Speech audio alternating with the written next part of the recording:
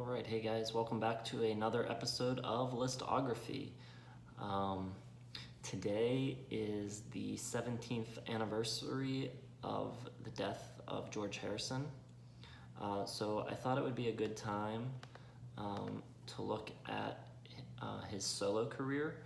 We're going to be looking at some of his solo albums, 10 of them to be exact. We are not going to include Wonderwall music or Electronic Sounds, being as those are more experimental albums. We're going to mostly just focus on his pop albums, of which there are 10, so we'll get into it now. At number 10, from 1982, the album Gone Troppo. This is the only George Harrison album where the production is bad enough to really be an issue for me. It sounds very dated in a bad way.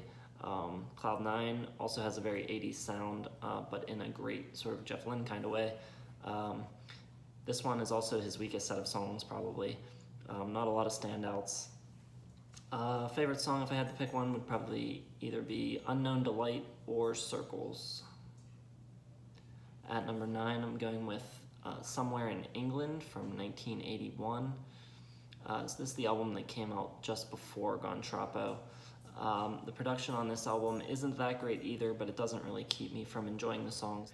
Also, a somewhat spotty collection of songs, but definitely has a few more songs that I enjoy than Gone Troppo does. I like Life Itself, All Those Years Ago. It's a great song about John Lennon. That Which I Have Lost, Writings on the Wall, and Save the World are all good as well. At number 8, the album 33 1/3 from 1976. The overall sound of this album is pretty good, but there are certain elements to a lot of these songs that I don't care for that much. I don't really like the slap bass on the opener, Woman Don't You Cry For Me, and I also don't like Dear One and See Yourself. I think those would be better if some of the keyboard and synths were replaced with guitars. Beautiful Girl, Learning How to Love You, and Pure Smoky are great songs though, and they're better than anything on either of the two albums that I have down at the bottom of this list.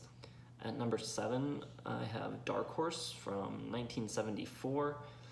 Not the best collection of songs he ever put together, but I do really like the sound of this record. It's a bit more warm and organic sounding than the 3 albums I mentioned previously. I also really like George's guitar tone on this record. It's not quite as thin and glassy as it is on those other albums. Has a bit more bite to it. Simply Shady, Dark Horse, and Far East Man are probably my favorite songs from this album. At number 6, going with Extra Texture from 1975. Musically, it's pretty similar to Dark Horse, but with stronger songs throughout. I actually think the Dark Horse recordings sound a little bit better, but not enough to make up for the quality of the songs. It's a pretty sad album overall, but something about George's voice kind of lends itself to singing sad songs. And I actually think the somber mood of this record is one of its strengths. My favorite songs here are You, The Answers at the End, Ooh Baby, You Know That I Love You, and Can't Stop Thinking About You. Alright, into the top 5 now. Number 5, from 1973, Living in the Material World. So no matter what he followed All Things Must Pass with, he was never going to be able to match it. But Living in the Material World is a very worthy follow-up. Perhaps the most overtly spiritual lyricism of his career is paired with some great pop songwriting and some of the finest guitar playing of his career as well. Give Me Love, Give Me Peace on Earth is great. Love That Has Lighted the World is also good. Don't Let Me Wait Too Long, Try Some By Some are other highlights. Number 4 is his Selftitled album from 1979. So this record came out right in the middle of the 3 albums I have at the bottom of this list, this being the second of that 4 album stretch. So it's kind of interesting that I have this one so much higher. It's a little bit soft rock, it has a little bit of a yacht rock sound, but I really like the songwriting on it. Not Guilty is great. Here Comes the Moon, Blow Away, Dark Sweet Lady, Your Love Is Forever. A lot of really good songs on this album. All right, number 3, I have from 1987, the album CloudNine. So after going on a bit of a hiatus for several years following Gone Troppo, George Harrison returned in 1987 with CloudNine. This album benefits greatly from Jeff Lynne's production, who in the late 80s had a golden touch.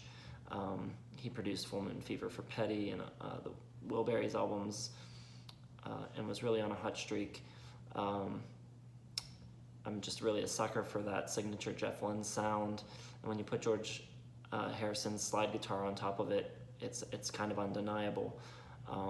There are a few slow ballads on this record, but overall this is probably George's most upbeat album. It's a very fun listen. Favorite songs here would be This Is Love, When We Was Fab, Devil's Radio, and Someplace Else. All right, at number 2, I have Brainwashed from 2002. This came out about a year after George Harrison's death. It was finished by his son Danny Harrison and Jeff Lynne. But it's really just a beautiful summation of George's music, and it's kind of the perfect punctuation on his career and his life. He worked on these songs sporadically over a 14-year period, and the result is probably his most timeless sounding record. If you didn't already know, it would be hard to pin down exactly when this album was made. That 14-year period also gave him plenty of time to accumulate some really good songs. Lyrically, it's a very spiritual record, which isn't out of the ordinary for George Harrison, but under the circumstances and considering his impending death, the lyrics carry an added weight on this record. Really just great songs throughout the whole thing. Highly recommend it. And at number 1, somewhat obviously, probably to most viewers, you have to go with All Things Must Pass. I've watched several other video rankings of George's records, and every single one has All Things Must Pass at the top. Kind of a no-brainer. Not only his best, but one of the best solo albums by any Beatle. My personal list would probably put it at number 2, but it's just one of the best albums ever made. These are songs that he accumulated while in the Beatles, written during one of the most creative periods any band has ever had, and all the songs, although the songs weren't deemed quite good enough for Beatles records, it may have been a blessing. These songs work very well together as an album, and I'm not sure they would have had the same impact if they were sandwiched between Lennon and McCartney songs. I'd Have You Anytime, My Sweet Lord, Wah Wah, Isn't It a Pity, What Is Life, If Not For You, I Live For You, Beware of Darkness, Awaiting on You All Things Must Pass, and pretty much every other song on the record is fantastic. If you don't know this album, it is a must-hear. And that concludes my list of George Harrison's solo records.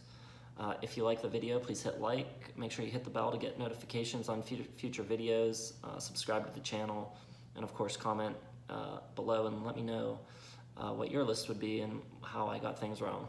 Thanks, guys.